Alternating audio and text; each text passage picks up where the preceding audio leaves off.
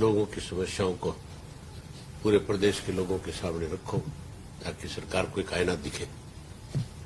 और इसके साथ साथ जो कल बहादुरगढ़ में हुआ, जिस तरह से जगदीश नंबरदार ने, जो चौधरी मांगेराम जो राठी जो थे, जो चौधरी देवीलाल जी की कैबिनेट में मंत्री हुआ करते थे, जो उनका सुसाइड हुआ, वो दुखद खबर है। लेकिन उसमें जिस ढंग से सरकार ने एक बड़ी जल्दबाजी करी है, हमारे प्रदेश के अध्यक्ष चौधरी नफे सिंह राठी के खिलाफ भी उन्होंने मुकदमा दर्ज करने का काम किया। ये सब चीजें करने से पहले पूरी जानकारी लेनी चाहिए थी। पुलिस के जुम्मे लगाना चाहिए था कि सुसाइड के पीछे क्या कारण है,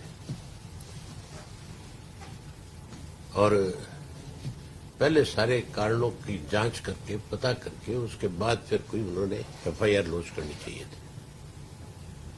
बड़ी हैरानी की बात है, जो एसएसपी झज्जर है वो सभी हम यह स्वीकार करते हैं कि 26 तारीख को एक वीडियो वायरल हुआ, ऑडियो, और उस ऑडियो में चौधरी नफे सिंह राठी का नाम लिया गया कि इनकी वजह से मैं कल को अगर कोई आत्महत्या करता हूं तो उसके जिम्मेवार ये है। भारतीय जनता पार्टी से जुड़ा हुआ व्यक्ति था और उसने ये ऑडियो वायरल करके उससे पहले कहीं पुलिस में कोई भी एक भी शिकायत दर्ज नहीं कराई। इस 4 साल का जो प्रकरण बताया जा रहा है, जो 2019 का जिक्र किया गया उसमें, तो मैंने पूरा ऑडियो सुना है। उस 2019 से लेकर के 2023 आ गया, अब तक एक बार भी ना तो जगदीश नंबरदार की तरफ से, ना उसके परिवार के किसी सदस्य की तरफ से चौधरी नफे सिंह राठी के खिलाफ थाने में कोई कंप्लेंट दी गई। अगर चौधरी नफे सिंह राठी उनको कहीं हराश कर रहे थे तो फिर कंप्लेंट देनी चाहिए थी कि नहीं देनी चाहिए थी। उन्होंने कभी कोई कंप्लेंट नहीं करी। एक बार राठी साहब के दूर के रिश्ते में भांजा लगता है, उसके साथ जगदीश का कोई विवाद हुआ था और उसमें जगदीश राठी साहब के पास गया और जाकर के कहने लगा, ये रिश्ते में चाचा लगते हैं, दादा लगते हैं, चाचा कहते हैं कि तुम हमारा समझौता करा दे। इन्होंने बैठ करके इनका आपस में समझौता करा दिया और समझौता होने के बाद वो अपने घर चला गया, वो अपने घर चला गया। उसके बाद इनका उनका कोई आज तक का दूर नजदीक का वास्ता भी नहीं।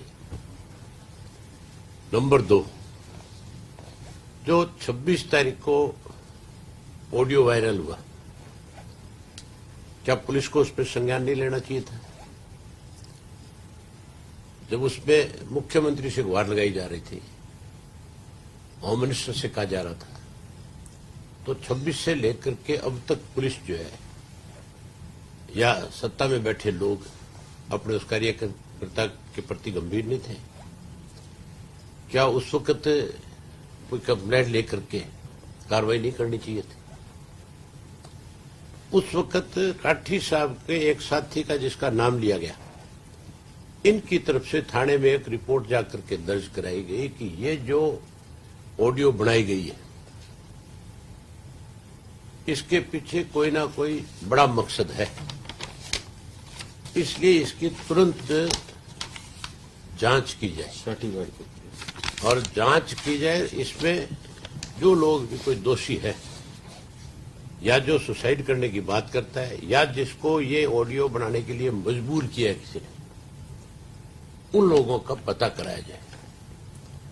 अगर हम कहीं इसमें शामिल है तो उनको बुला करके पुलिस स्टेशन में इसके लिए उनसे कंप्लेंट ली जाए। ये सर्टिफाइड कॉपी है जो उस वक्त पुलिस में दी गई थी,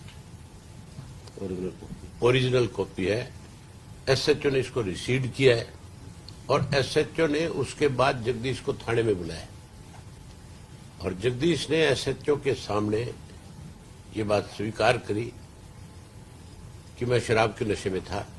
उस ऑडियो में भी साफ पता चलता है कि जब उस वक्त उसने ये ऑडियो बनाई थी उस वक्त पूर्ण रूप से शराब के नशे में था, और उसने कहा कि मैंने गलती से ये सब चीजें कही है, आप इसको रफा दफा करो, मैं इसके लिए विधायक जी से, नफे सिंह जी से अपने आप बात कर लूंगा, उनसे माफी मांग लूंगा।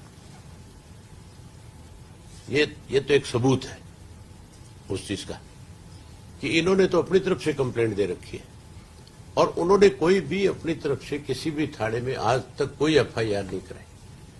राठी साहब के खिलाफ आज तक कोई एफआईआर नहीं है।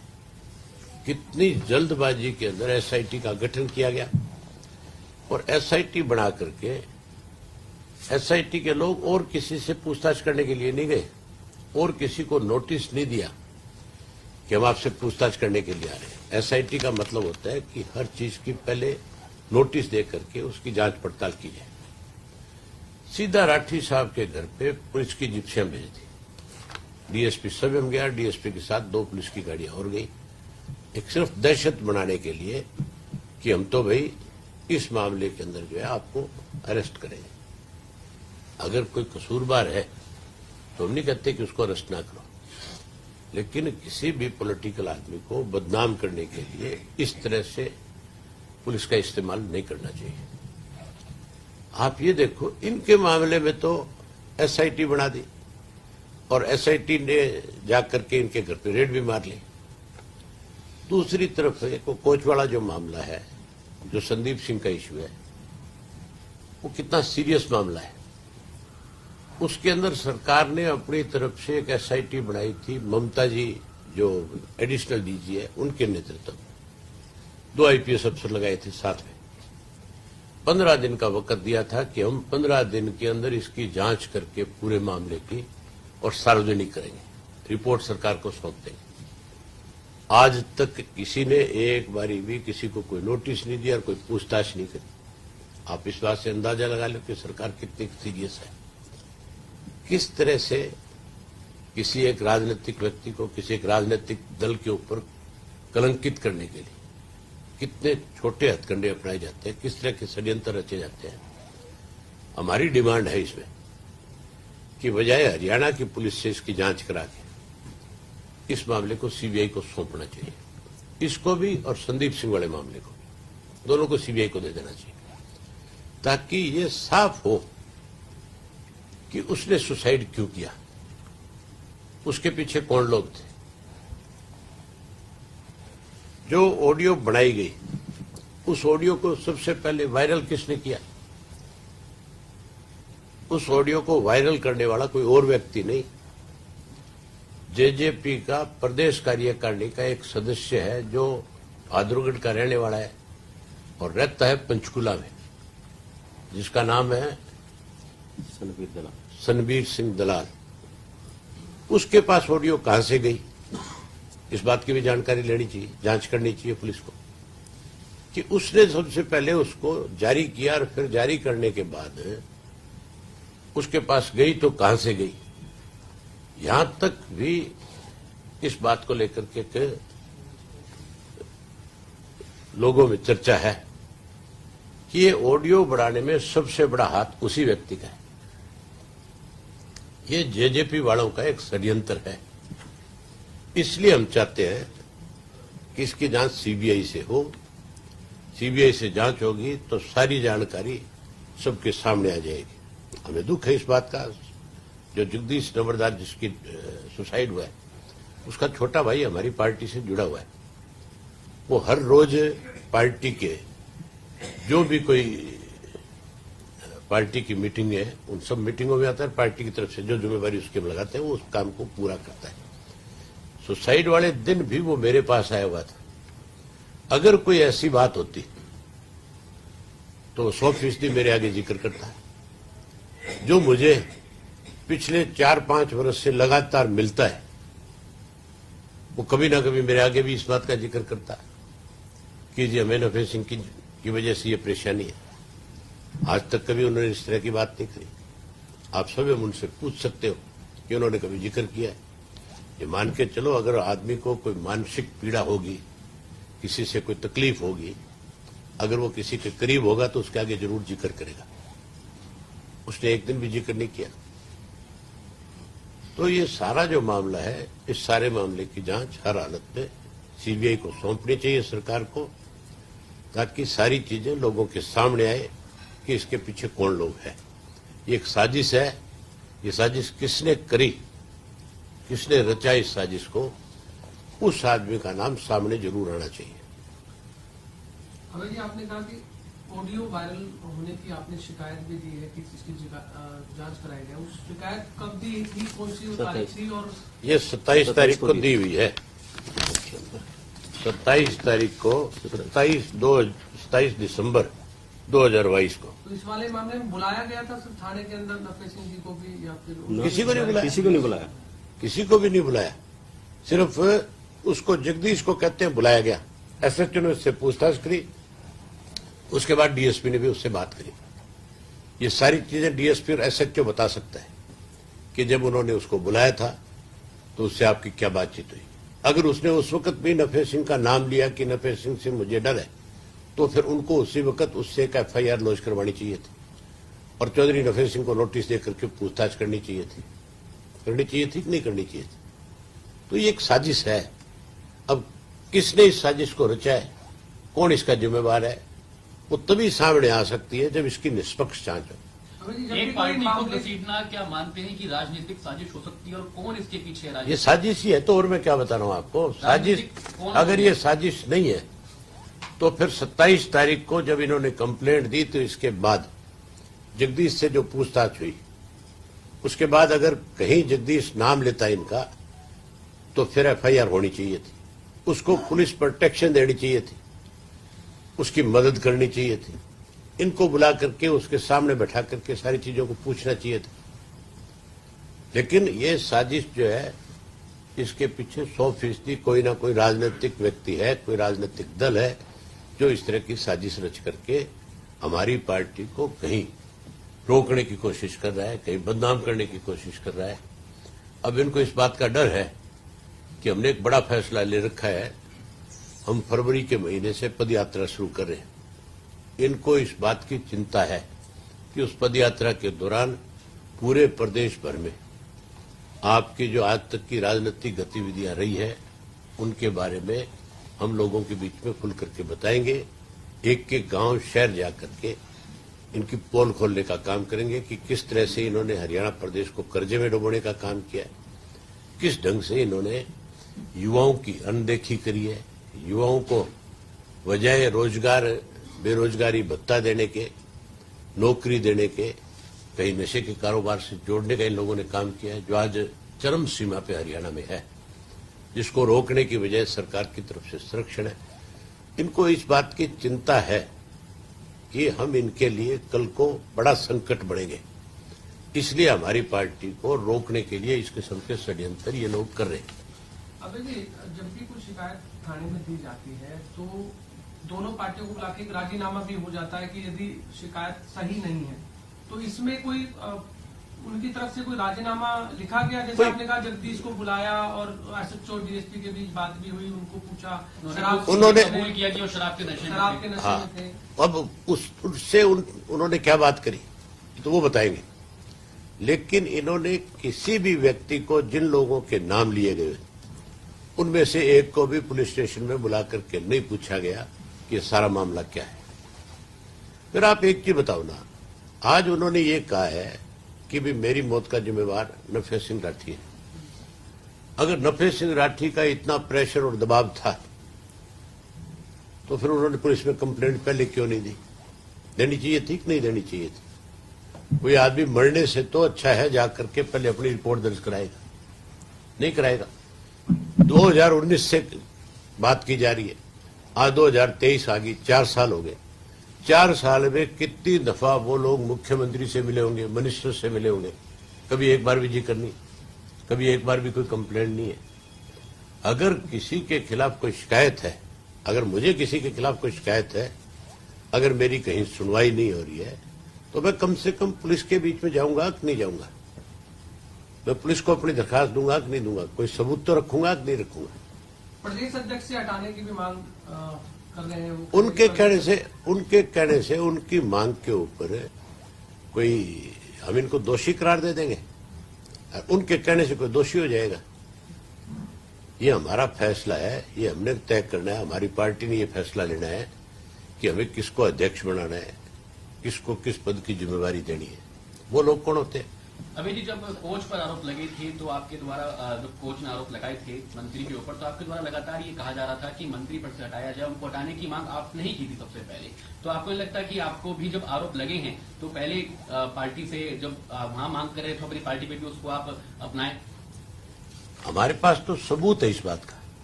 सफाई तो वो भी दे रहे थे। नहीं, हमारे वो सबूत के साथ सफाई देना कहीं। हमारे पास तो सबूत है इस बात के, उनके पास कौन से सबूत है? उसने क्या सफाई दी है? आज तक वो कभी आप लोगों के सामने आया? कभी एक दिन भी प्रेस के सामने आकर के उसने बताया कि मेरे खिलाफ ये जो जितने भी कोई इस तरह की बातें कही जा रही है वो झूठी है? आता कहता, सच्चाई सामने आती, कोई सबूत लेकर के आती। ये तो आपके सामने है कि 27 तारीख को कंप्लेंट दी है और उसके बाद कोई कार्रवाई नहीं हो रही, तो इसका मतलब पुलिस ने उनसे पूछताछ करके पुलिस संतुष्ट होगी कि इसमें इन लोगों का कोई मतलब नहीं है। सर, अब मामला दर्ज हो गया, बाई नेम मामला दर्ज हुआ है। अब क्या आप एफआईआर से नाम हटवाने की भी? हम नाम नहीं हटाना चाहते। हम ये कहते हैं कि इस मामले की जांच सीबीआई से हो और सीबीआई से जांच और इस बात का पता लगे कि इसके पीछे कौन षड्यंत्रकारी है, किसने ये षड्यंत्र रचा है, किसने उसको मरने पे मजबूर किया और किसने उससे इन लोगों के नाम लेने पे मजबूर किया। हमें भी उसके मरने पे अफसोस है, लेकिन हम चाहते हैं कि सारी चीजें सामने आए, ये जरूरी है। सर, क्या वो ऑडियो सुना सकते हैं? अगर आप टेलीविजन पर लाइव चल रहा है, कि आप वो ऑडियो सुना सकते हैं जिसमें वो नाम ले रहे हैं, इसमें जो आप कहते हैं सबूत है आपके पास? एक ऑडियो जो आई हुई है वो आपने सुनी नहीं क्या? नहीं सर, सुनी है। हाँ। आपके माध्यम से सुनाई जाएगी। आप देखिए, आप बात बोल रहे हैं तो आपके माध्यम से सुनाई जाएगी, तो वो थोड़ा सा अच्छा जाएगा, इसलिए मैं चाह रहा हूँ नाम आ जाए। नहीं, बोल रहे नाम ले रहे हैं। मेरा तो मैंने आपको बताई है ना सारी बात। मैं तो आपके सामने सारी चीजें कही रहा हूं। मैं तो आपको बता रहा हूं कि भाई अगर कोई दोषी है तो हम ये नहीं कहते कि आप उस दोषी को जो है उसके खिलाफ कोई कार्रवाई ना करें, लेकिन किसी को निर्दोष और किसी को बदनाम करने के लिए किसी पार्टी पे इस तरह का आरोप लगा करके उसे बदनाम करने के लिए, वो गलत है। इस तरह की बात भी आपके पास सामने आई थी कि कोई ऑडियो में ये भी कहा गया था कि किस व्यक्ति को आपने प्रदेश अध्यक्ष बना रखा है, आप उसे हटाइए। अरे भाई, ये दारू पी के कोई कुछ बोल देगा, क्या आप उन सब बातों को मान लोगे? कल को कोई आपको कहते इसको चैनल से निकाल दो, है? आप निकल जाओगे? क्या छोटी बातें कर रहे हो? जिस आदमी को होशो हवास नहीं था, जो शराब के नशे में था, अगर वो इस तरह की बातें करता है तो क्या उनकी बातों को कोई महत्व देगा?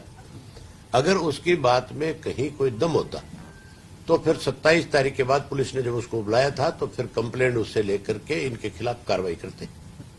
अभी जी, खड़गे साहब ने इस भारत जोड़ो यात्रा के बाद सभी विपक्षी दलों को बुलाया, क्या आप जाएंगे वहां पर? भाई, हमें कोई निमंत्रण नहीं है इस बात का, और ये सब चीजें बाद की है। कोई निमंत्रण देगा उसके ऊपर हम विचार करेंगे, हमारी पार्टी तय करेगी कि हमें इस पर क्या फैसला लेना चाहिए। फरवरी से आप ये पद यात्रा की शुरुआत कर रहे हैं, क्या शेड्यूल उसका रहने वाला है और किस तरह से अब जनता के बीच? इससे पहले क्या कोई अपनी बॉडी भी बनाएंगे, क्योंकि अभी तक हमने 9 मेंबर की कमेटी बना रखी है और उसको ये जिम्मेवारी दे रखी है। 15 तारीख को चंडीगढ़ के अंदर इसको लेकर के बैठक कर रहे हैं। जो रूट इन्होंने बनाए हैं, जो रूपरेखा इसकी तैयार करी, उस पर चर्चा करेंगे। अभी हमारे पास समय है, हम एक एक चीज को बारीकी के साथ देख करके इस कार्यक्रम को आगे बढ़ाएंगे। जैसे राहुल गांधी यात्रा कर रहे हैं कि नफरत के बाजार में मोहब्बत की दुकान खोल रहे हैं, इनेलो हरियाणा परिवर्तन यात्रा शुरू करिए, क्या कुछ परिवर्तन आप लोग यात्रा के माध्यम? हम लोगों के बीच में जो इन्होंने 8 वर्ष के अंदर इस प्रदेश में लूट मचाई है, जिस तरह से प्रदेश को कर्जे में डुबोया है, जिस ढंग से बेरोजगार बढ़ाने का काम किया है, जिस तरह से अलग अलग घोटाले किए हैं, उन सब चीजों का जिक्र प्रदेश के लोगों के बीच में करेंगे। और हमें विश्वास है कि लोगों को हमारी बात के ऊपर भरोसा होगा और लोग जो है इनकी जो हम इनकी पोल खोलेंगे, लोग उसके ऊपर फिर बैठ करके चर्चा करेंगे। लोग आज भाजपा से और इस सरकार से दुखी है, लोग बदलाव चाहते हैं। ये आपको भी पता है ये हरियाणा का और देश का बच्चा बच्चा जानता है कि हरियाणा प्रदेश के अंदर सरकार नहीं लुटेरों का गिरोह है। हम इस गिरोह को हर हालत से सत्ता से बाहर करना चाहते हैं। अगर जी राहुल गांधी की यात्रा से जहां कांग्रेस के नेता उत्साहित हैं, तो वहीं बीजेपी ये कह रही है कि ये यात्रा केवल टी शर्ट दिखाने के लिए हो रही है। आप कैसा सोचते हैं इस यात्रा को? आप ये मान के चलो, बुखलावट तो है बीजेपी में, है कि नहीं है? कोई आदमी टी शर्ट पहन के, बहुत सारे साधु संत ऐसे हैं जो इस ठिठुरती सर्दी में भी पहाड़ों के अंदर नंगे बदन रहते हैं। वो किसका जिस्म कैसा बना हुआ है, वो क्या पहनता है क्या नहीं पहनता है, इस पर टिप्पणी नहीं होनी चाहिए, ये गलत है। अबे जी, FIR का मुद्दा एक बार फिर ठंडे बस्ते में जा आपने जो बात आज हमने करनी थी, हमने इसी इशू पे सिर्फ चर्चा करनी थी, इस पे चर्चा कर ली। मैं कहूंगा कि आप इस मामले को, जो चीजें हमने आपके सामने रखी है, आप जनता के बीच में इस सारे इशू को जरूर स्पष्ट करें, ताकि आज कोई गलतफहमी किसी को हुई है वो दूर हो जाए। लास्ट है जी, पुलिस दबिश दे रही है जिस तरह आपने भी कहा, तो यदि अब नफर सिंह जी को गिरफ्तार कर लेती है? नफेर सिंह जी अब बहादुरगढ़ जाएंगे और बहादुरगढ़ जाकर के सभी हम DSP को या जो भी SIT का इंचार्ज है उसको फोन करेंगे और कहेंगे कि मैं अपने घर पे हूं, आपने मेरे से किसी भी तरह की कोई पूछताछ करनी, आप आओ, आपका स्वागत है। लेकिन हमें इस पुलिस के ऊपर कोई भरोसा नहीं है, इसलिए हम चाहते हैं कि सारे मामले की जांच CBI से हो। एक सवाल, युवाओं को अपनी टीम की अब आप छोड़ो इस बात को, जो बात हमने करनी थी आपसे करनी। Thank you. सर, एक लास्ट कल शरद यादव जी के अंतिम सांस के हाँ। नाम में सर, शरद यादव जी से हमारे बहुत पुराने संबंध रहे हैं। चौधरी देवीलाल जी की उंगली पकड़ करके शरद यादव जी ने अपनी राजनीति शुरू करी थी। हमें बहुत आघात है इस बात का कि आज वो हमारे बीच में नहीं रहे। वो बहुत स्पष्टवादी और जमीन से जुड़े हुए नेता थे। वो गरीब के हमदर्द थे, कमजोर के हमदर्द थे। उन्होंने हमेशा गांव के लोग, जो खास करके बिहार में जिन्हें दबाया और कुचला जाता है, उन लोगों के लिए लड़े। आज वो हमारे बीच में नहीं है, उसके लिए हमारी पूरी पार्टी को और पूरे परिवार को इससे दुख है। हम चाहते हैं परमपिता परमात्मा उनको अपने चरणों में स्थान दे और उनके परिवार को हौसला दे, उनका परिवार उनके पद चिन्हों पे चल करके जनता की सेवा करे। नफर सिंह से एक सवाल हो जाए। आप